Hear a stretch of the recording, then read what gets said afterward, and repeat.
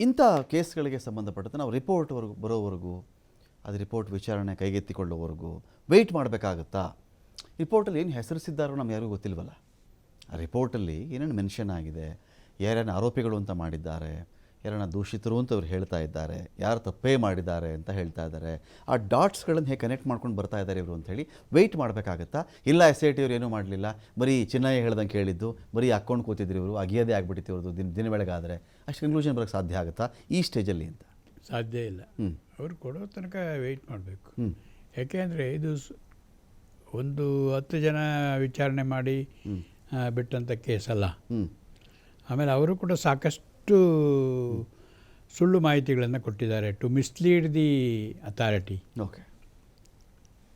ಯಾರೇ ಆಗಲಿ ದೂರು ಕೊಟ್ಟವನಿಗೆ ಮೂಲಭೂತವಾದಂಥ ಜವಾಬ್ದಾರಿ ಇರುತ್ತೆ. ಅವನು ದೂರನ್ನು ಸಾಬೀತುಪಡಿಸ್ಬೇಕು, ಇದು ನಿಜ ಅಂತ ಹೇಳಬೇಕು. ಅದಕ್ಕೆ ಸಂಬಂಧಪಟ್ಟ ಸಾಕ್ಷಿಗಳನ್ನು ಅವನೇ ಒದಗಿಸ್ಬೇಕು. ಸಾಧ್ಯವಾದಷ್ಟು ಅವನು ಒದಗಿಸಿದರೆ ಅದು ನಿಜ ಅಂತ ಹೇಳ್ಕೊಂಡು ನಾವು ಹೇಳ್ಬೋದು. ಸುಮ್ಮನೆ ಕಾಟಾಚಾರಕ್ಕೆ ಒಂದು ಪಾಸಿಂಗ್ ಇದು ಟೈಪು ಕೊಟ್ಬಿಟ್ರೆ ಊಹೆ ಮಾಡಿಕೊಂಡು ಅದು ದೂರ ಆಗಲ್ಲ. ಆ ಥರ ದೂರು ಕೊಟ್ಟವ್ರ ಮೇಲೆ ಕ್ರಮ ಆಗುತ್ತೆ. ಯಾಕೆಂದರೆ ಮಿಸ್ಲೀಡ್ ಮಾಡಿದ್ದಾನೆ ಅಥಾರಿಟಿನ. ಓಕೆ. ಆ್ಯಂಡ್ ಮಿಸ್ಯೂಸ್ ಮಾಡಿದ್ದಾನೆ ಅವನ ಒಂದು ಫ್ರೀಡಮನ್ನು. ಇಲ್ಲಿ ನೋಡಿ ಎಷ್ಟೊಂದು ಜನ ಕೆಲಸ ಮಾಡಿದ್ದಾರೆ. ನೀವು ಗೊತ್ತಿದೆ, ಮಳೆಯಲ್ಲಿ, ಚಳಿಯಲ್ಲಿ, ಕರೆಕ್ಟ್, ರಾತ್ರಿ ಇಡೀ ಕಾವಲಗಾತು ಮಾಡೋದು ಕಾಡಲ್ಲಿ. It's not A joke. ಯಾಕೆಂದರೆ ನಾನು ಅದನ್ನು ಅನುಭವಿಸಿದ್ದೀನಿ. ಯಾಕೆಂದರೆ ವೀರಪ್ಪನ ಆಪರೇಷನಲ್ಲಿ 4 ವರ್ಷ ಇದ್ದು ಅನುಭವಿಸಿದ್ವಿ. ಕಾಡಲ್ಲಿ ಜೀವನ ಮಾಡೋದು ಅಷ್ಟೊಂದು ಸುಲಭ ಅಲ್ಲ. ಇಲ್ಲಿ ಅದನ್ನೆಲ್ಲ ಮಾಡಿಕೊಂಡು ಪಾಪ ಅವರು ಕೆಲಸ ಮಾಡಿದ್ದಾರೆ, ಪೊಲೀಸರಾಗಲಿ, ಇವನ್ನ ಅವ್ರ ಜೊತೆ ಸಹಕರಿಸಿದಂಥ ಪಬ್ಲಿಕ್ ಆಗಲಿ. ಇವರಿಗೆ ಗೊತ್ತಿತ್ತು ನಿಜ ಗೊತ್ತಿದ್ದರೂ ಈ ರೀತಿ ಮರೆಮಾಚಿ ಅವರು ಒಂದು ಅಥಾರಿಟಿಗೆ ಸುಳ್ಳು ದೂರನ್ನು ಕೊಡಿಸಿ ಎಷ್ಟೊಂದು ಡ್ಯಾಮೇಜ್ ಮಾಡಿದ್ದಾರೆ ನೋಡಿ. ಎಲ್ಲ ಹೆಂಗಸರು ಮಕ್ಕಳು ಕೇಳೋರೆ ಏನಾಯಿತು ಏನಾಯಿತು ಅಂತ. ಅಲ್ಲಿ ಅಲ್ಲ, ಆ ಧರ್ಮಸ್ಥಳಕ್ಕೆ ಅಷ್ಟೇ ಆಗಿದ್ರೆ ಪರವಾಗಿಲ್ಲ. ಈಗ ನೀವು ನೋಡ್ತಾ ಇದ್ದೀವಿ, ಎಲೆಕ್ಟ್ರಾನಿಕ್ ಮಾಧ್ಯಮ ನಮ್ಮ ದೇಶದಲ್ಲೇ ನೋಡ್ತಿದ್ರಣ್ಣ, ಎಲ್ಲ ಇಡೀ ವಿಶ್ವವ್ಯಾಪಿ, ಅದು ವಿಶ್ವವ್ಯಾಪಿ. ಹಾಗಾದರೆ ಎಷ್ಟು ಸಮಯ ತಗೊಳುತ್ತೆ ಈ ಸುದ್ದಿನ ಹರಡಲಿಕ್ಕೆ? ಕರೆಕ್ಟ್, ಕ್ಷಣ ಮಾತ್ರ, ರಿಯಲ್ ಟೈಮಲ್ಲಿ ಹೋಗುತ್ತೆ. ಈ ರಿಯಲ್ ಟೈಮ್ ಸುದ್ದಿನ ಆಗಿಂದಾಗೆ ನೀವು ಹೇಳಿದಾಗೆ ಪ್ರಚಾರ ಮಾಡ್ತಾಯಿದ್ವಿ. ಇದೊಂದು ಪರ್ಯಾಪ್ಸ್ ಏನೋ ಆಲ್ಮೋಸ್ಟ್ ಮಾಧ್ಯಮದ ಒಂದು ಟ್ರಯಲ್ ಕೇಸ್ ಅಂತ ನಾನು ಹೇಳಿದರೆ ತಪ್ಪಾಗಲಿಕ್ಕೆ ನಾನು. ಆ ಥರ ಒಂದು ಕೇಸನ್ನು ನೋಡಿ, ಅಯ್ಯೋ ನಾವು ಇಷ್ಟೊಂದು ಪವಿತ್ರ ಕ್ಷೇತ್ರ ಅಂದ್ಕೊಂಡಿದ್ವಿ, ಇದು ಈಗ ಆಗ ಅಂತ ಅವರಲ್ಲೇ ಒಂದು ರೀತಿ ಡೌಟ್ ಬರೋ ಹಾಗೆ ನಡ್ಕೊಂಡ್ರು. ಕ್ರಿಯೇಟ್ ಮಾಡಿದ್ರು ಸಿಚುವೇಶನ್ನ. ಜನನೇ ದಂಗೆ ಹೇಳೋ ಹಂಗೆ ಮಾಡಿದ್ರು. ಸದ್ಯ ಜನಕ್ಕೆ ಭಾಳ ಪೇಷನ್ಸ್ ಇದೆ ಅಲ್ಲಿಯವರಿಗೆ. ಯಾಕೆಂದರೆ ಸೌತ್ ಕೆನರಾದವರು ಹೇಳಿ ಕೇಳಿ ಭಾಳ ಬುದ್ಧಿವಂತರು ನಮ್ಮ ರಾಜ್ಯಕ್ಕೆ. ಅವರು ಯಾವುದು ಸರಿ ಯಾವುದು ತಪ್ಪು ಅಂತ ಭಾಳ ಯೋಚನೆ ಮಾಡಿ ನಿರ್ಧಾರಕ್ಕೆ ಬರ್ತಾರೆ. ಏನು ನಮಗೆ ಎತ್ತೀತು ಕೊಟ್ಟಿಗೆ ಕಟ್ಟು ಅಂತ ಹೇಳಿದರೆ ಆ ಕೆಲಸ ಮಾಡಲಿಕ್ಕೆ ಹೋಗಲ್ಲ. ಹಾಗಾಗಿ ಅಲ್ಲಿ ಏನು ಅವರು ಎಕ್ಸ್ಪೆಕ್ಟ್ ಮಾಡಿದರು ಆ ಮಟ್ಟದಲ್ಲಿ ಏನು ಆಗಲಿಲ್ಲ, ಡ್ಯಾಮೇಜ್ ಆಗಲಿಲ್ಲ. ಆದರೂ ಕೂಡ ಟೆನ್ಷನ್ ಬಂತು ಜನಕ್ಕೆ. ಆ ಟೆನ್ಷನ್ನಿಗೆ ಎಷ್ಟು ಬೆಲೆ ಕಟ್ಟಬೇಕು? ಆಗುತ್ತೇನಾ ಬೆಲೆ ಕಟ್ಟಕ್ಕೆ? ಇದೀಗ ಡ್ಯಾಮೇಜ್. ಸಂಕೇತ್ ಹೆಣಿಗೆ ಅವರು ನಮ್ಮ ಜಾಯ್ನ್ ಆಗಿದ್ದಾರೆ, ಸುಪ್ರೀಂ ಕೋರ್ಟ್ನ ವಕೀಲರು. ಸಂಕೇತ್ ಹೆಣಿಗೆ ಸರ್, ಸ್ವಾಗತ ನಿಮಗೆ ಒಂದು ಡಿಬೇಟ್ಗೆ. ಫೈನ್ ಸರ್, ನನ್ನ ಪ್ರಶ್ನೆ ಇಲ್ಲಿ ಈಗ ಒಂದು ಕಡೆ ಒಂದು ಕೂಗು ಕೇಳಿ ಬರ್ತಾ ಇದೆ. ಏನಂದರೆ ಈ ಥರದ್ದೆಲ್ಲ ಪ್ರಚಾರ ಮಾಡಿದ್ರು, ಅಪಪ್ರಚಾರ ಮಾಡಿದ್ರು, ಆರೋಪ ಮಾಡಿದ್ರು, ಅಂಥವರ ಮಾತೆಲ್ಲ ಕೇಳಿ ಆಯಿತು, ಚಿನ್ನಯ್ಯ ಹೇಳ್ದಂಗೆಲ್ಲ ಆಗಿದ್ರು, ತನಿಖೆ ಮಾಡಿದ್ರು, ಅದು ಇದು ಅಂತ ಹೇಳಿ ಇಲ್ಲೊಂದು ಪಾಯಿಂಟ್ಗೆ ಏನು ಬರ್ತಿದೆ ಅಂತ ಹೇಳಿದ್ರೆ, ಈಗ ಏನೂ ಸಿಗಲೇ ಇಲ್ಲ ಅಲ್ಲಿ. ಈಗ ಈ ಥರ ಪ್ರಚಾರ ಮಾಡಿದ್ರು, ಅಪಪ್ರಚಾರ ಮಾಡಿದ್ರು, ಮಾನಹಾನಿ ಮಾಡಿದ್ರು, ಅವ್ರುಗಳನ್ನ SIT ಯಾಕೆ ಅರೆಸ್ಟ್ ಮಾಡ್ತಾ ಇಲ್ಲ, ಯಾಕೆ ಅವ್ರನ್ನ ವಿಚಾರಣೆ ಮಾಡ್ತಾ ಇಲ್ಲ, ಯಾಕೆ ಕಂಬಿಗಳ ಹಿಂದೆ ಅವ್ರನ್ನ ಕೂರಿಸ್ತಾ ಇಲ್ಲ ಅಂತ ಒಂದು ವಾದ ಎದ್ದಿದೆ. ಈ ಕಂಬಿಗಳ ಹಿಂದೆ ಕೂರಿಸೋ ವಿಚಾರ ಅಥವಾ ಮಾನಹಾನಿ ವಿಚಾರ SIT ಪೂರ್ತಿ ತನಿಖೆ ಆದಮೇಲೆ ಬರುವಂಥ ವಿಚಾರನ ಮಿಡ್ಲ್ ಆಫ್ ಇನ್ವೆಸ್ಟಿಗೇಷನ್ ಅಂತ ಭಾವಿಸಬಹುದಾ, ಅಥವಾ ಪೂರ್ತಿ ವರದಿ ಕೊಡಲಿಕ್ಕಿಂತ ಮುಂಚೆನೇ ಅದನ್ನು ರೈಸ್ ಮಾಡಬಹುದಾ ಅಂತ?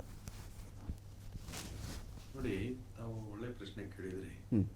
ಕೆಲವು ಜನ ಈಗ ಮಾತನಾಡ್ತಾ ಇದ್ದಾರೆ ಸಮಾಜದಲ್ಲಿ ಅಥವಾ ಮಾಧ್ಯಮಗಳ ಮುಂದೆ, ಈ ತನಿಖೆ ಮಾಡಬಾರ್ದಾಗಿತ್ತು ಅಥವಾ ತನಿಖೆ ಪ್ರಕ್ರಿಯೆನೇ ಮುಂದುವರಿಬಾರ್ದಾಗಿತ್ತು ಅಂತ ಈ ತರ ಎಲ್ಲ ಮಾತುಕತೆ ನಡೀತಾ ಇದ್ದಾವೆ. ಪ್ರಶ್ನೆ ಏನಂದ್ರೆ ಒಂದ್ಸರಿಗೆ ಸರಿನೋ ತಪ್ಪೋ, ಸುಳ್ಳೋ ನಿಜವೋ, ಒಂದು ಕಾಗ್ನಿಸಬಲ್ ಅಫೆನ್ಸ್ ಬಗ್ಗೆ ಯಾರಾದರೂ ಮಾಹಿತಿ ಕೊಟ್ಟಾಗ the first duty of the investigation officer or the police station is to register the FIR. ಇದು ಮೊದಲೇ. ಒಂದ್ಸಲ FIR ರಿಜಿಸ್ಟರ್ ಮಾಡಿದ ನಂತರ ಹಂಗೆ ಬಿಡಕ್ ಬರಲ್ಲ, ಅದನ್ನ ತನಿಖೆ ಮಾಡಲೇಬೇಕಾಗುತ್ತೆ. ಇದು ಎರಡನೇ ವಿಚಾರ. ತನಿಖೆ ಆದ ನಂತರನೇ ಸತ್ಯಾಸತ್ಯತೆ ಅಥವಾ ಸಾಕ್ಷಿ ಪುರಾವೆಗಳು ಎಷ್ಟರ ಮಟ್ಟಿಗೆ ಲಭ್ಯವಿದ್ದಾವೆ ಅಲಭ್ಯವಿದ್ದಾವೆ, ಅಥವಾ ಅದು ಸೈಂಟಿಫಿಕ್ ಎಕ್ಸಾಮಿನೇಷನ್ ಅಥವಾ ಸೈಂಟಿಫಿಕ್ ಎವಿಡೆನ್ಸ್ ಬೇಕಾ, ಫಾರೆನ್ಸಿಕ್ ಎವಿಡೆನ್ಸ್ ಬೇಕಾ ಅನ್ನೋದ್ರ ಬಗ್ಗೆ ಮುಂದುವರೆದ ಭಾಗವಾಗಿ, ತನಿಖೆಗೆ ಮುಂದುವರೆದ ಪ್ರಕ್ರಿಯೆಯಾಗಿ ಭಾಗವಾಗಿ ಅದು ಮುಂದೆ ಹೋಗುತ್ತೆ. ಓಕೆ. ಆದ್ರೆ ಈ ಒಂದ್ಸರಿ ಕಾಗ್ನಿಸಬಲ್ ಅಫೆನ್ಸ್ ಅಂತ ಬಂದಾಗ ಅವ್ನು ಹೇಳೋದೆಲ್ಲ ಸತ್ಯ ಅಥವಾ ಅವ್ನು ಹೇಳೋದೆಲ್ಲ ಸುಳ್ಳು ಅಂತ ಆ ಹಂತದಲ್ಲೇ ತೀರ್ಮಾನಕ್ಕೆ ಬರೋದಾಗ್ಲಿ, ಅಥವಾ ಅದನ್ನ ಅವ್ನು ಹೇಳಿದ್ದೆಲ್ಲ ಸತ್ಯ ಅಂತ ಎಲ್ಲರಿಗೂ ತೊಂದರೆ ಕೊಡೋದಾಗ್ಲಿ ಅಥವಾ ಅರೆಸ್ಟ್ ಮಾಡೋದಾಗ್ಲಿ, ಅಥವಾ ಅವ್ನು ಹೇಳಿದ್ದೆಲ್ಲ ಸುಳ್ಳು ಅಂತ ಅಲ್ಲಿಗೆನೆ ಅದನ್ನ ಕೇಸನ್ನ ಮುಚ್ಚಾಕೋದಾಗ್ಲಿ ಮಾಡೋದಕ್ಕೆ ಬರೋದಿಲ್ಲ. ಯಾಕೆ ಕಾಗ್ನಿಸಬಲ್ ಅಫೆನ್ಸ್ ಅಂತಂದ್ರೆ ಬಹಳ ಗಂಭೀರವಾದ ಆರೋಪ ಇದ್ದಾಗ ಅದನ್ನ ಮಾಡ್ಲೇಬೇಕಾಗುತ್ತೆ. ಒಂದು ಇದಕ್ಕೆ ಹಿನ್ನೆಲೆ ಹೇಳ್ಬಿಡ್ತೀನಿ. ಈ ಆವಾಗಿನ ಲೆಜಿಸ್ಲೇಟಿವ್ ಅಸೆಂಬ್ಲಿಯಲ್ಲೂ ಕೂಡ ಇದು ಒಂದ್ಸರಿ ಡಿಸ್ಕಷನ್ ಆಗಿತ್ತು ಅನ್ನೋದ್ರ ಬಗ್ಗೆ ಕೆಲವೊಂದು ಮಾಹಿತಿಗಳನ್ನ ತೋರಿಸಿದ್ರು, ಮಾಧ್ಯಮದಲ್ಲೇ ನೋಡಿದ್ ನಾನು. ಮುಂಚೆನೂ ಕೂಡ ರಾಮಕೃಷ್ಣ ಹೆಗಡೆ ಅವ್ರ ಕಾಲದಲ್ಲೂ ಕೂಡ ಇದ್ರ ಬಗ್ಗೆ ಅಸೆಂಬ್ಲಿಯಲ್ಲಿ ಚರ್ಚೆ ಆಗಿತ್ತು ಅನ್ನೋದಾಗ್ಲಿ, ಅಥವಾ ನಂತರ ಹಂತಗಳಲ್ಲಿ ಚರ್ಚೆ ಆಗಿತ್ತು. ಮತ್ತು ಸಾಕಷ್ಟು ಇದರ ಬಗ್ಗೆ ಸಮಾಜದಲ್ಲಾಗ್ಲಿ ಅಥವಾ ಆ ಭಾಗದಲ್ಲಾಗ್ಲಿ ಅಥವಾ ಮಾಧ್ಯಮಗಳಲ್ಲಾಗ್ಲಿ ಅಥವಾ ಯೂಟ್ಯೂಬ್ ಆಗಿರ್ಬೋದು, ಪತ್ರಿಕಾ ಮಾಧ್ಯಮ ಆಗಿರ್ಬೋದು, ಅಥವಾ ಮತ್ತೊಂದಾಗಿರ್ಬೋದು, ಅಂದ್ರೆ ಪ್ರಿಂಟ್ ಮೀಡಿಯಾ ಆಗಿರ್ಬೋದು, ವಿಜುವಲ್ ಮೀಡಿಯಾ ಆಗಿರ್ಬೋದು, ಎಲ್ಲದರಲ್ಲೂ ಕೆಲವೊಂದು ಆರೋಪಗಳು ಬರ್ತಾ ಇದ್ವು. ಎಲ್ಲ ಆರೋಪಗಳು ಸತ್ಯ ಅಂತಲ್ಲ, ಅಥವಾ ಎಲ್ಲ ಆರೋಪಗಳು ಸುಳ್ಳು ಅಂತಲ್ಲ. ಈ ಆರೋಪಗಳು ಬಂದ ಮಾತ್ರಕ್ಕೆ ಅಲ್ಲಿ ಸಂಶಯ ಏನ್ ಹುಟ್ಟುತ್ತಾ ಇತ್ತು, ಅಥವಾ ಈ ಕೆಲವೊಬ್ಬರಿಗೆ ಭಾವನೆಗಳಿಗೆ ಏನೋ ಧಕ್ಕೆ ಬರ್ತಾ ಇತ್ತು ಮೇಲಿನ ಮೇಲೆ ಆಗ್ಲಿ, ಇದಕ್ಕೆ ಒಂದು ಸ್ಪಷ್ಟತೆ ಬೇಕಾಗಿತ್ತು.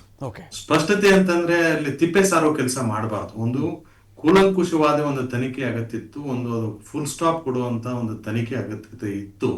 ಹಾಗಾಗಿ SIT ನ ರಚನೆ ಮಾಡಬೇಕಾಗಿ ಸರ್ಕಾರ ಬಂತು. ಸರ್ಕಾರ ಆ ಪ್ರಕಾರ ಇದು ಪೊಲೀಸ್ ಸ್ಟೇಷನ್ ಅಲ್ಲಿ FIR ಆಗಿ ಇದರಲ್ಲಿ ಒಂದು ಕಾಗ್ನಿಜೆನ್ಸ್ ತಗೊಂಡಿದ್ದು ಕೋರ್ಟ್, ಆ ಪ್ರಕಾರ ಇನ್ವೆಸ್ಟಿಗೇಷನ್ ಆರ್ಡರ್ ಮಾಡಿತ್ತು. ಇನ್ವೆಸ್ಟಿಗೇಷನ್ ಅನ್ನ ಹಸ್ತಾಂತರ ಮಾಡಿ SIT ಗೆ ಕೊಡಲಾಗಿತ್ತು. ಅಂದ್ರೆ ಈ decision to register the complaint was not by the government, it was by the court.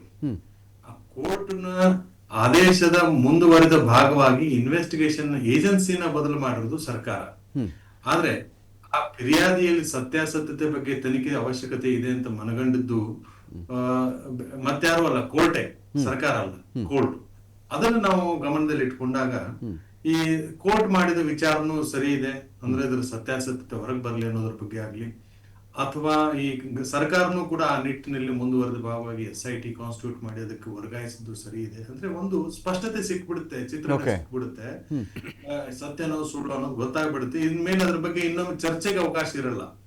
ಹಾಗಾಗಿ ಈ ನಿಟ್ಟಿನಲ್ಲಿ ಮಾಡ್ಕೊಟ್ಟಿರೋದು ಸರಿ ಇದೆ. ಬಟ್ ಈಗ ಏನಂದ್ರೆ ಇವರು ತಪ್ಪಿತಸ್ಥರು ಅಥವಾ ಅವ್ರು ತಪ್ಪಿತಸ್ಥರು ಅಂತ ನಾವೇನ್ ಹೇಳ್ತಾ ಇದ್ದೇವೆ, ಅಂತಿಮ ವರದಿ ಬಂದು ಅದರಲ್ಲಿ ಏನೇನು ಉಲ್ಲೇಖ ಆಗಿದೆ ಅಂತ ಅಂದ್ರೂ ಕೂಡ it is again subject two trial. It is only the investigative report which has been placed before the court, or which would be placed before the court. But that is not complete. It would be subjected to the trial. ಆ trial ನಲ್ಲಿ ಏನಾಗುತ್ತೆ, ಅದರ ಮೇಲೆ ಯಾರು ತಪ್ಪು ಮಾಡಿದ್ದಾರೆ, ತಪ್ಪಿತಸ್ಥರು ಇದಾರೋ ಇಲ್ವೋ, ಆರೋಪಗಳು ಸಾಬೀತಾಗಿದಾವೋ ಇಲ್ವೋ, ಯಾವ ಮಟ್ಟಕ್ಕೆ ಸರಿ ಇದೆಯೋ ಇಲ್ವೋ ಅನ್ನೋದ್ರ ಬಗ್ಗೆ ಗೊತ್ತಾಗುತ್ತೆ. ಹಾಗಾಗಿ ಈ ಹಂತದಲ್ಲೇ ಎಲ್ಲ ಸಾಬೀತಾಗಿದೆ ಅಥವಾ ಸಾಬೀತಾಗಿಲ್ಲ ಅಂತ ಹೇಳೋದು ಕಷ್ಟ ಆಗುತ್ತೆ ಅಂತ ನನ್ನ ಅಭಿಪ್ರಾಯ. ಮತ್ತಷ್ಟು